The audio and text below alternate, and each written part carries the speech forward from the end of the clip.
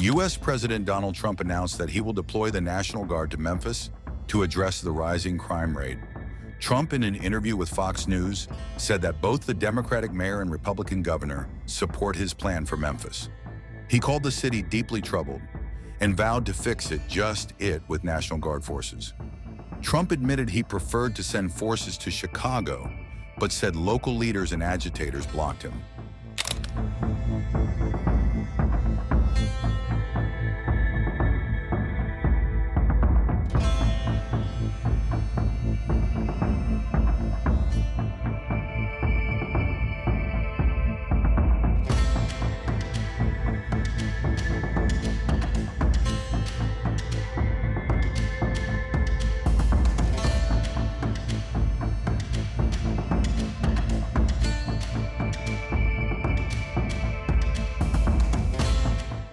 This marks another step in Trump's push to send troops into major Democratic cities to fight crime.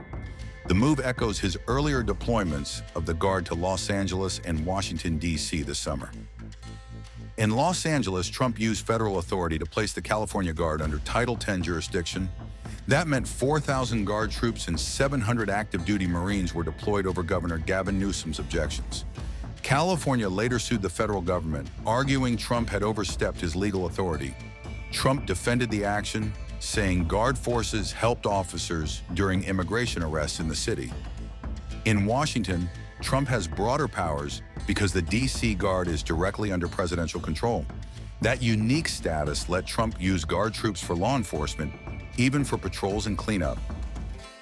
I just want to thank everybody very much for being here. I wanted to do this. We've had some incredible results. The results have come out. And it's like a different place. It's like a different city. It's the capital. It's going to be the best in the world. We're going to do what you're doing with law enforcement. And very importantly, also, we're going to physically do it. We're going back to Congress for some money, and we're going to redo a lot of the pavement, a lot of the medians, a lot of the graffiti's all coming off real fast. It's going to come down real fast. We're working with Clark Construction. They're one of the big ones. They're the biggest here by far, actually. And we're going to be not so much building, it's cleaning and fixing and redoing and putting brand new surfaces down on your roads and streets. And when people come in from the airport all the way to the Capitol or the White House or any place else they go, and they're going to say, boy, this place is spotless.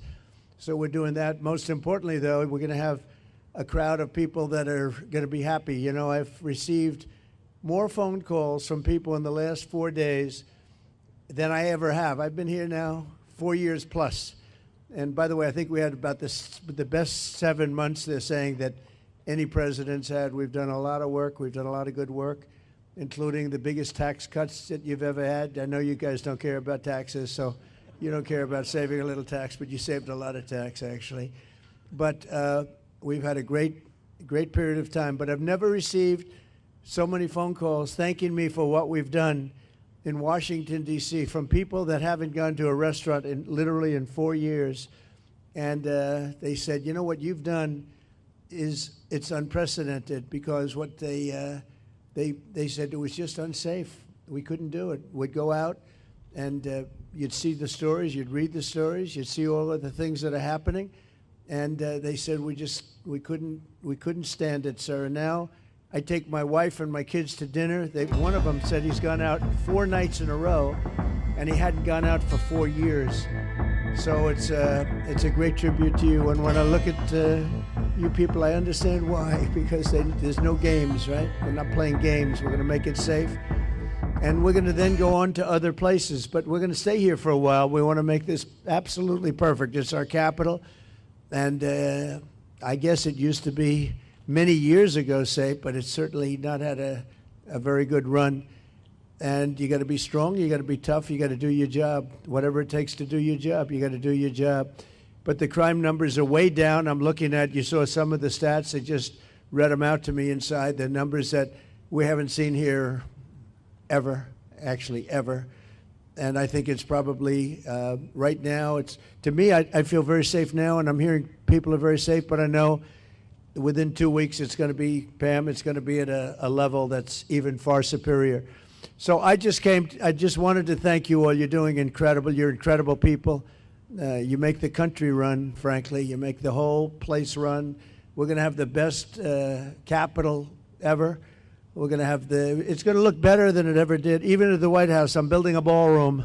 They've been after a ballroom for 150 years, but they never had a real estate guy as a president. You know, I've done a lot of ballrooms, and we're going to make this one the best of them all. But we're doing a real job. As far as the country's concerned, we're respected again.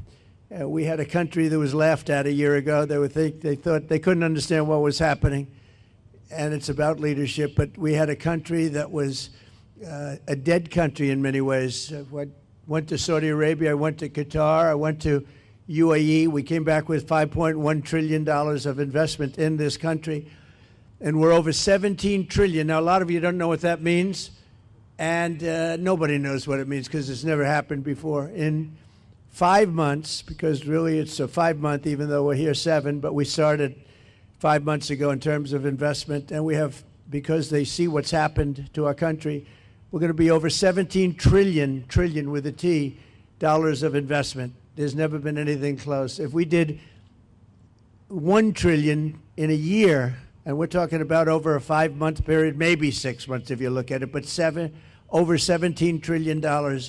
We're building plants, auto plants, AI plants, all sorts of plants all over the country. I'm giving them the right. Lee Zeldin's done a fantastic job.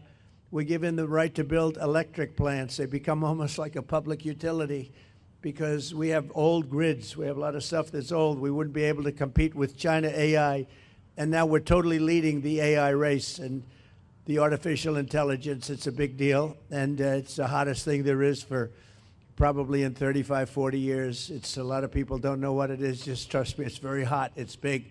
But they need massive amounts of electricity. They need more electricity than we have right now in the whole country servicing everything. In other words, we have to at least double it up to be competitive and to be leading. And we're more than doubling it up. And what I'm doing is I'm letting all of these very rich companies, and they've got nothing but they got a lot of money, and they want to invest it in the United States, and they're building big plants, but they're building electric plants with it. I said, you build your building, and these are buildings that cost 30, 40, 50 billion dollars when you include everything that's inside, all the technology. I said, I'm going to let you build electric plants to fire your own electricity, and anything that you have left over, you sell it back into the grid. So all of these big factories that are being built are building their own electric plants fired by oil and gas. They're not fired by wind, by the way, because wind doesn't work, but we won't say that. It destroys everything. It looks terrible. It's a very expensive form of energy. And we're not doing wind. We're going back to fossil fuel. I hope not too many of you people are going to be upset, but we have to go back to what works. We can't be foolish. But we're building massive electric plants all over the country. The companies are building, and then they sell it back into the grid. But we're building numbers that nobody's ever seen. We're auto plants. We have many auto plants going up, whereas during the last 4 years, as you know, we had like none. People weren't investing here. So where they weren't investing and they were leaving. But I just finished by saying this. So I was with the King of Saudi Arabia. I was with all of the NATO leaders a couple of weeks ago, and they are putting up not 2%, but 5%. They said 5% of GDP, that's a lot of money. They'll have trillions of dollars put up. They were putting up 2, but they weren't paying it. Now they're putting up 5, and they're all paying it. And they all said the same thing. They said, 1 year ago, your country was dead. We never thought it was coming back. And now you have the hottest country anywhere in the world. These are the leaders of other countries, the prime ministers and the presidents, every one of them said essentially the same thing, said we had a dead country, and we were. We felt that way, and we were.